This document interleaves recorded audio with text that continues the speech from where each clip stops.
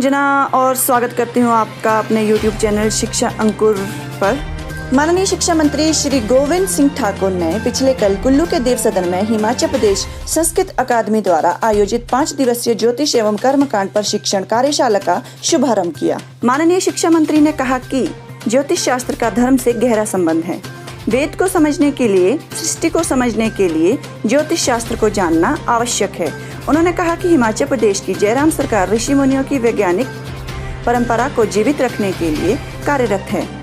माननीय शिक्षा मंत्री ने संस्कृत अकादमी से जुड़े हुए लोगों, कुल्लू जिला के विद्वान तथा पुजारी कल्याण संघ के सभी सदस्यों को इस कार्यशाला के सफल आयोजन के लिए हार्दिक बधाइयां एवं शुभकामनाएं दी। चलिए बढ़ते हैं अगली खबर की तरफ। प्रदेश के मुख्यमंत्री माननीय जयराम ठाकुर ने स्वर्ण जयंती उत्कृष्ट विद्यालय योजना लाई है। इस योजना के अंतर्गत 68 स्कूलों का चयन किया जा चुका है, जहां पर विद्यार्थियों की संख्या 500 या इससे अधिक है को प्राथमिकता के आधार पर विकसित किया जा रहा है। योजना के अंतर्गत स्कूलों का नवीनीकरण किया जाएगा, जिसमें फर्नीचर का प्रावधान, विद्यालय प्रांगण विकसित करना, खेलकूद सुविधाओं में सुधार, जिम स्मार्ट क्लास तथा विज्ञान प्रयोगशालाएं, बेहतर शौचालय और पानी उपलब्ध करवाया जाएगा। प्रदेश सरकार ने इसके लिए 30 करोड़ का बजट प्रावधान किया है। चलिए रुक करते हैं अगली खबर का। समग्र शिक्षा विभाग हिमाचल प्रदेश द्वारा अभी हाल ही में संपन्न 9वीं से 12वीं तक के स्कूली बच्चों की परीक्षाओं के अंक को राज्य स्तरीय डैशबोर्ड में अंकित करने के लिए लिंक शेयर कर दिया गया है। सभी विद्यालय प्रमुखों को यह आदेश दिए गए हैं कि वे इस लिंक के माध्यम से डैशबोर्ड पर उन सभी विद्यार्थियों के अंक जो परीक्षा में ऑनलाइन या ऑफलाइन सम्मिलित हुए हैं को भरना सुनिश्चित करें। चलिए बढ़ते हैं अगली खबर की तरफ।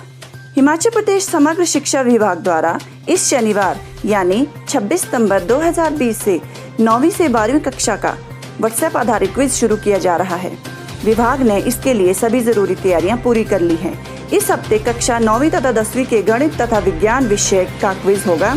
11वीं तथा 12वीं कक्षा के कला संकाय में राजनीतिक विज्ञान तथा इतिहास का, 11वीं 12वीं के ही कॉमर्स स्ट्रीम का अकाउंटिंग और मैथ्स का, 11वीं 12वीं की विज्ञान संकाय का गणित तथा भौतिक विज्ञान विषयों का क्विज होगा।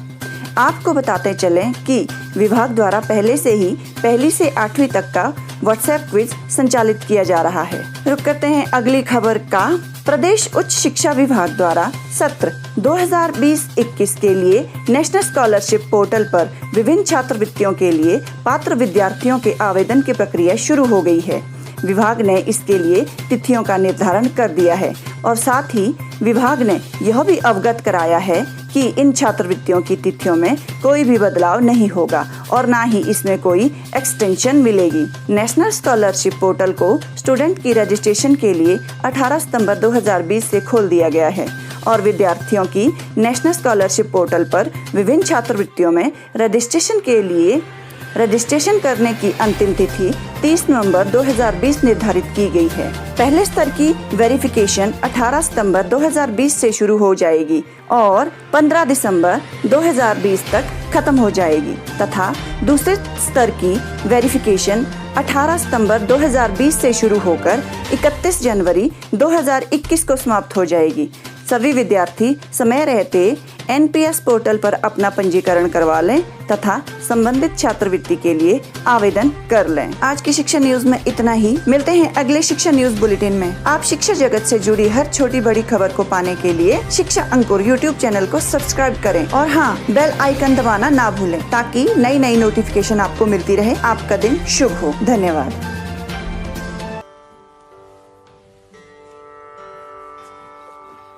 नमस्कार साथियों, आशा करता हूं कि इस कोविड-19 के दौर में आप सब अपनी जगह पर सुरक्षित होंगे और स्वस्थ होंगे। हम बातचीत कर रहे हैं नई शिक्षा नीति 2020 के बारे में। पिछले एपिसोड में हमने नई शिक्षा नीति के मूलभूत सिद्धांतों की बात की थी, तो उन्हीं को जारी रखते हुए आज भी हम इस नई शिक्षा नीति के कुछ और मूलभूत सिद्धांतों को समझें। शिक्षा नीति के मूलभूत सिद्धांत कहते हैं कि कला और विज्ञान के बीच, पाठ्यक्रम और पाठ्येतर गतिविधियों के बीच व्यावसायिक और शैक्षणिक धाराओं आदि के बीच कोई स्पष्ट अलगाव ना हो, जिससे ज्ञान क्षेत्रों के बीच हानिकारक ऊंच नीच और परस्पर दूरी एवं असंबद्धता को दूर किया जा सके।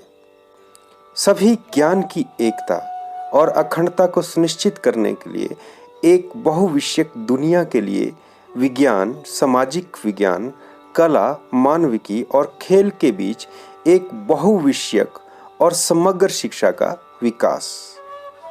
अवधारणात्मक समझ पर जोर, ना कि रटंत पद्धति और केवल परीक्षा के लिए पढ़ाई। रचनात्मकता और तार्किक सोच, तार्किक निर्णय लेने और नवाचार को प्रोत्साहित करने के लिए।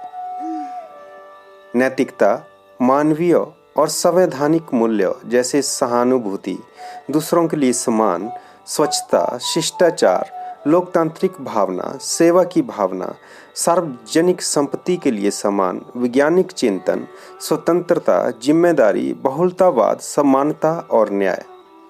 मूलभूत सिद्धांत आगे कहते हैं कि बहुभाषिकता और अध्ययन अध्यापन के कार्य में भाषा की शक्ति को प्रोत्साहन दिया जाएगा। जीवन कौशल जैसे आपसी संवाद, सहयोग, सामूहिक कार्य और लचीलापन अपनाया जाएगा।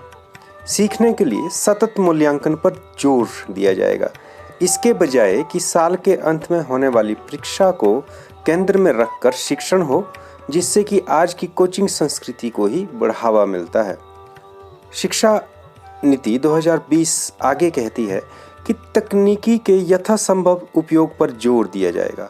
अध्ययन अध्यापन कार्यों में भाषा संबंधी बाधाओं को दूर करने में, दिव्यांग बच्चों के लिए शिक्षा को सुलभ बनाने में और शैक्षणिक नियोजन और प्रबंधन करने में सभी में तकनीकी के जोर पर बल दिया जाएगा। सभी पाठ्यक्रम शिक्षण शास्त्र और नीति में स्थानीय संदर्भ की विविधता और स्थानीय परिवेश के लिए एक समान हमेशा ध्यान में रखते हुए कि शिक्षा एक समवर्ती विषय है। सभी शैक्षिक निर्णयों की आधारशिला के रूप में पूर्ण समता और समावेशन, साथ ही शिक्षा को लोगों की पहुंच और सामर्थ्य के दायरे में रखना, यह सुनिश्चित करने के लिए सभी छात्र शिक्षा प्रणाली में सफलता हासिल कर सकें।